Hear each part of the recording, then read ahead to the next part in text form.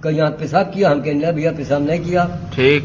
कल हम चाटो, तो भैया हम दे मारे, हम चाट दिया। अच्छा। बाम कहले के पानी लाओ, पानी ना दिया। कल लगा मार देंगे, ला तो अभी तुम गिर जाओगे। अच्छा। कल पास ही साले पास ही तुम होते हुए यहाँ पर पेशाब कर लिया। और हम कहना है भैया पेशाब तो नहीं क्या किया। गलती से हो गया? बीमार हो क्या? हाँ, तो आप सांस की बीमारी? हाँ, तो पेशाब हो गया था क्या? हाँ। हो गया होगा। अच्छा ना, मंदिर ही तो था, पेशाब हो गई अगर गलती से तो धुल जाता, तो उसमें मारने की क्या जरूरत है? क्रांतिकारी नमो बुद्धाय, जय भीम, जय भारत, जय संविधान। मैं रमनुजारन और आप देख रहे हैं अध्यात्म पावर।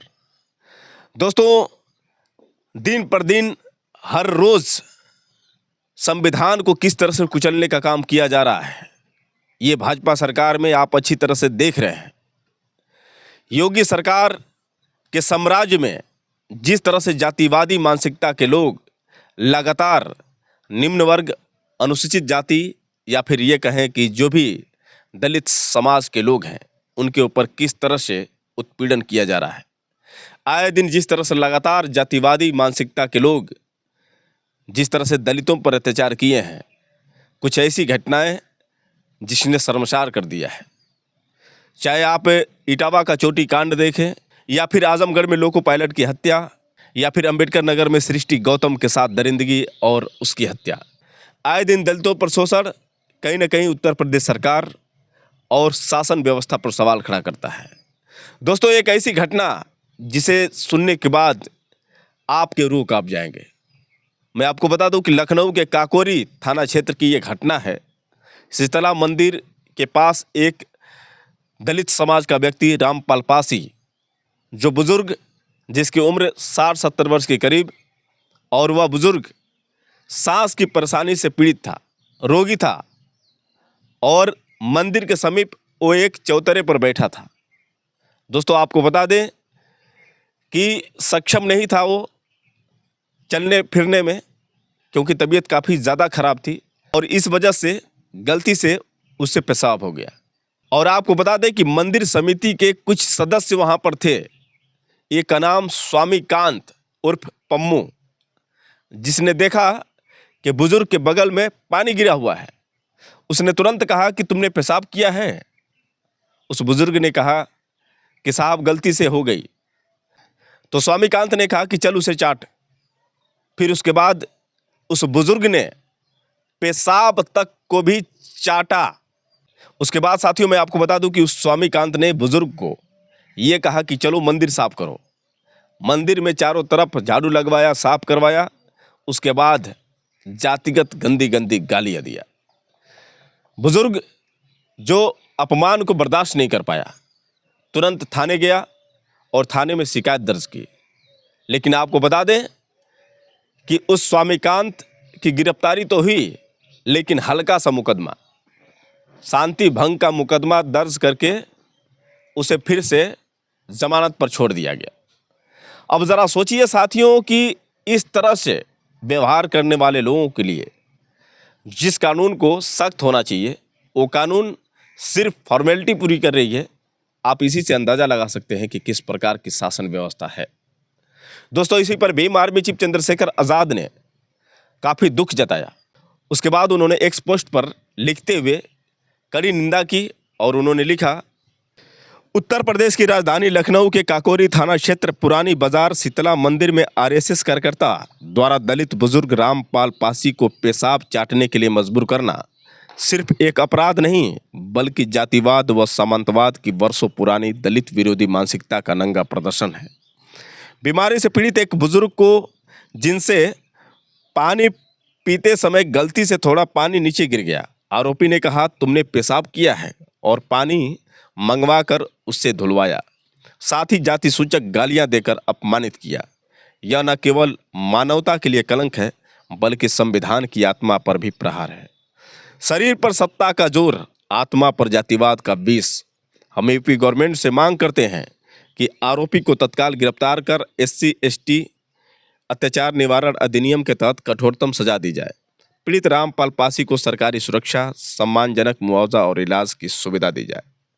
तो दोस्तों, यहाँ पर तो भीम आर्मी चीफ चंद्रशेखर आज़ाद ने बुजुर्ग के इंसाफ के लिए SC/ST एक्ट की मांग की है, लेकिन दुर्भाग्य देखिए कि उस व्यक्ति स्वामीकांत और पम्मू को सिर्फ शांति भंग वाली धारा लगाकर उसे छोड़ दिया गया।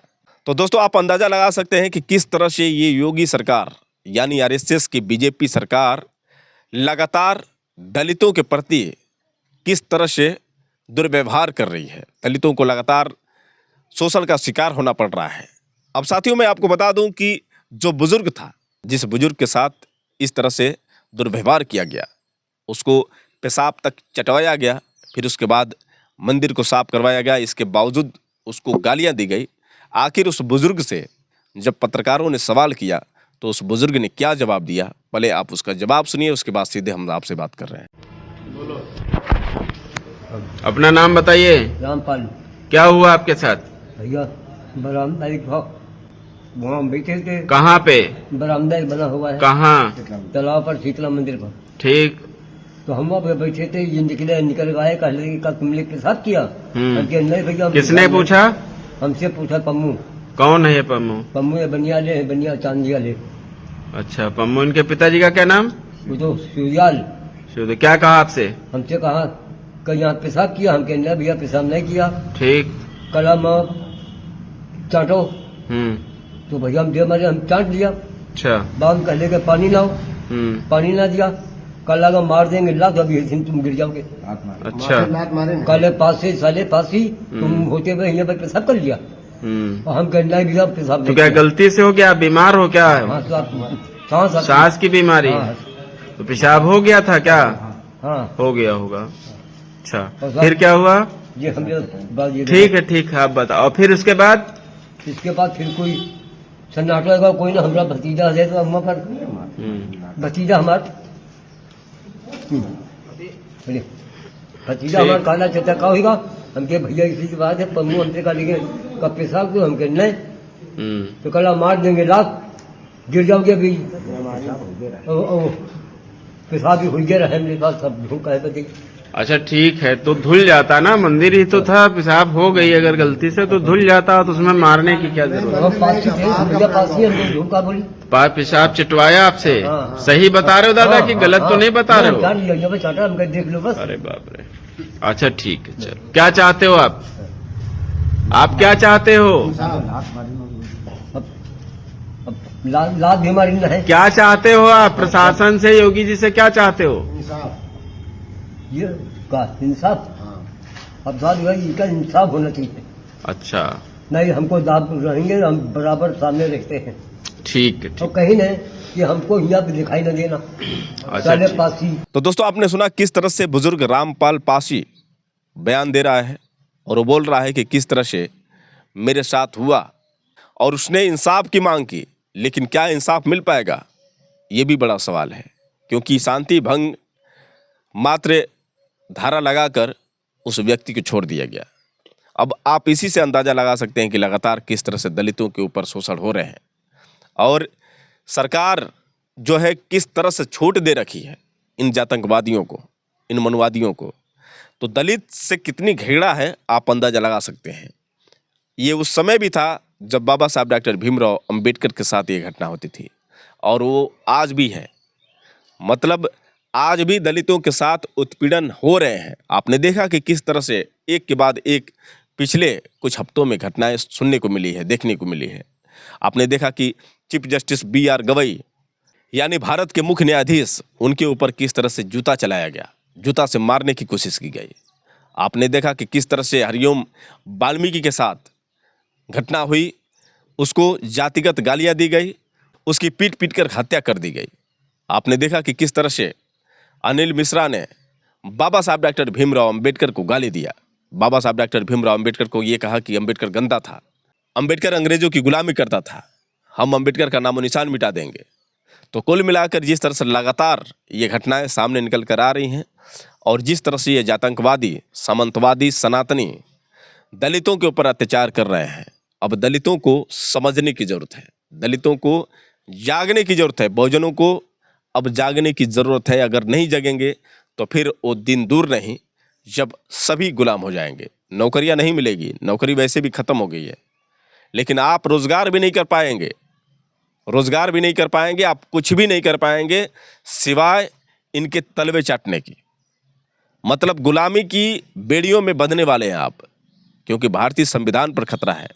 जब बाबा साहब डॉक्टर भीमराव अंबेडकर को लगातार गाली दी जा रही है, संविधान को कुचलने का प्रयास किया जा रहा है और मनुस्मृति लागू करने की बात आ रही है, भारत को हिंदुस्तान बनाने की प्लानिंग चल रही है, भारत को हिंदू राष्ट्र बनाने की प्लानिंग चल रही है, आप कहाँ सोए हैं?